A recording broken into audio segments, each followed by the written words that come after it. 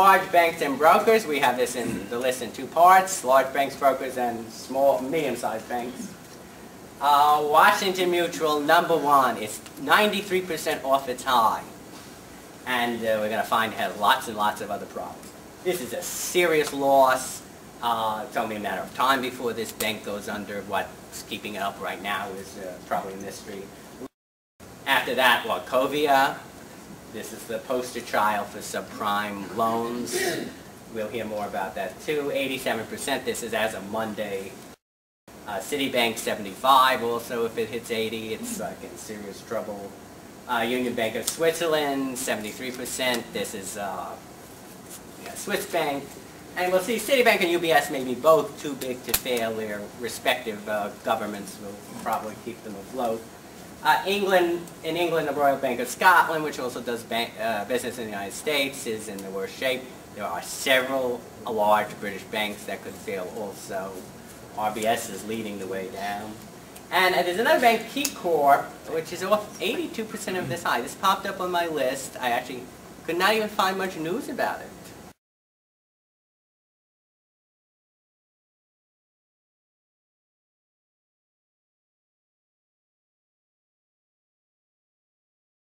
Washington Mutual is the biggest savings and loan in the United States, so its failure is quite significant. It's not some small little local bank.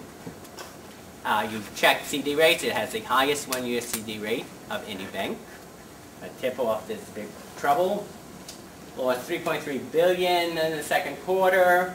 You look at the earnings report, it's losing money in the mortgage operations, retail banking, and credit card operations. That's almost the entire bank, by the way. It sold $7 billion of common stock at $8.75 a few months ago, when the stock was actually selling for $13.15 that day. So this is like some huge haircut. And even worse, the reason why there hasn't been repeated capital raising here is there's an agreement with that buyer that if they sell stock below $8.75, they then have to pay the buyer the difference. Since he paid $8.75, so if they sold stock at $3, they'd have to pay the buyers $5.75 a share, and they would be getting $3, which means they would lose $2.75 every share they sold.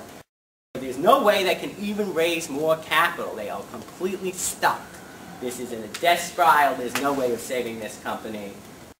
Wachovia is the fourth largest bank in the United States. Washington Mutual is the largest savings and loan.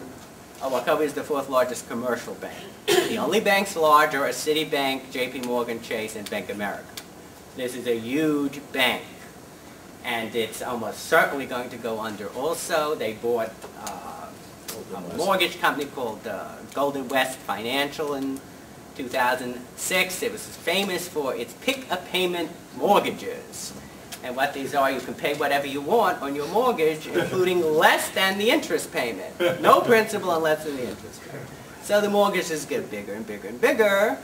And Wachovia discontinued this program on June 30th, 2008.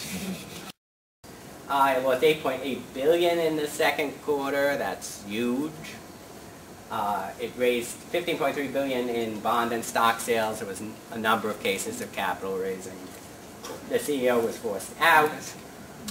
It is being investigated for drug money laundering.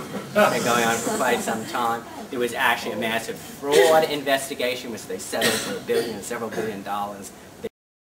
Citibank is the king of capital raising. I found there was 5 capital raising events 5 months in a row between late last year, early this year. I mean, this is truly amazing. I mean, this gives insolvency a bad name. Now, this includes multiple sovereign wealth funds bought part of the bank, stock sales. In addition to this, they also sold assets. They sold City Capital, City Street, and Diners Club. You know, it's amazing there's any of the bank left. And they announced a plan to sell $400 to $500 billion more in assets in the next few years. I mean, this is like a quarter of the bank, or more than a quarter of the bank. This is a huge chunk of the bank. UBS is Union Bank of Switzerland. It is the worst banking case in all of Europe.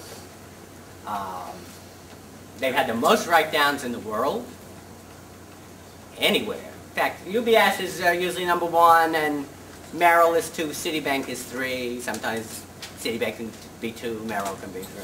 They're all jockeying for like that top spot here of like most write-downs. And these write-downs are in the multi-billions. In fact, the write-downs are so high in UBS, they exceed the total earnings of the security unit since the bank was formed. The write-downs are bigger than all the earnings in history of the security unit.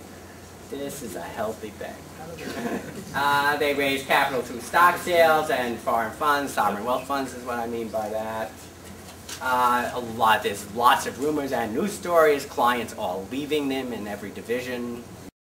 And then I asked this question, are these two banks too big to fail? The United States, Citibank's the biggest bank in the United States by far. The government cannot let it fail. It will probably see this and do something to prop it up.